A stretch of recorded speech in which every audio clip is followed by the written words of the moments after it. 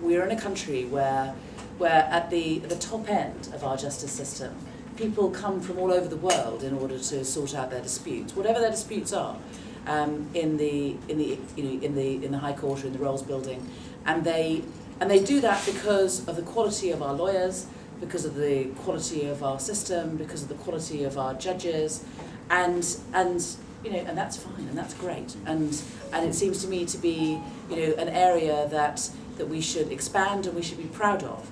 And on the one hand, we are proud of it and rightly proud of our justice system, but we seem to treat it with so little respect in so many other ways and take it for granted. We have been salami slicing our legal aid system for years now, and it does get to the stage where you wonder whether it is still sustainable, the system that we have at the moment. And we have to kind of think about, well, are we all right about that? I mean, maybe we are, but maybe we're not. And if we're not, then what are we going to do instead?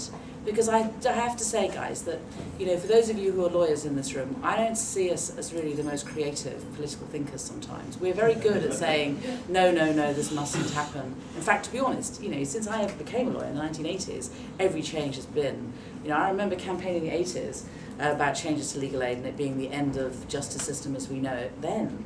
And so I think it does get to the stage where it's difficult for politicians to take us seriously, but I do get what we're saying, that now we are at a critical moment in terms of our justice system, particularly for those who rely on public funding.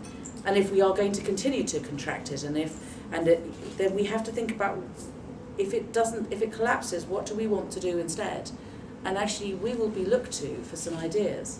So I think that we need to kind of look this with clear eyes, and we need to see whether or not we think it continues to be sustainable for the budget to continue to shrink. Will our system be able to cope? And if it doesn't, what are we going to do instead? Are we going to have more informal courts at the lower end? Are we happy with that? If we are, what's it going to look like? I think these are the sorts of things that we need to look at. So that's just a general overview. And then I think, Sadiq has spoken about judicial review. I feel really strongly about this. I think that this is not about saving money. This is about the government not wanting to be held to account. This is about undermining our constitution. This is about embarrassment for the government, the fact that they keep being hauled before the courts and told they're not allowed to behave in this way, and they're trying to undermine it. I think that there has been a certain drawback on some of the worst of their proposals, but I think that it is still really bad.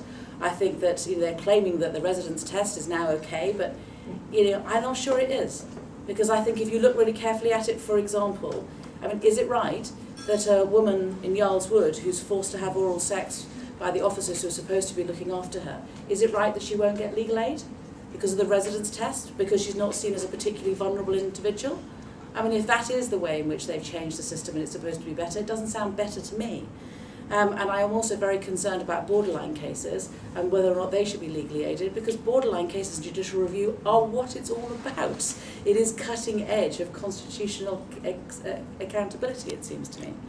So we're facing hard times, but we need to work together on this, because I do think that our justice system is too precious to let it just go.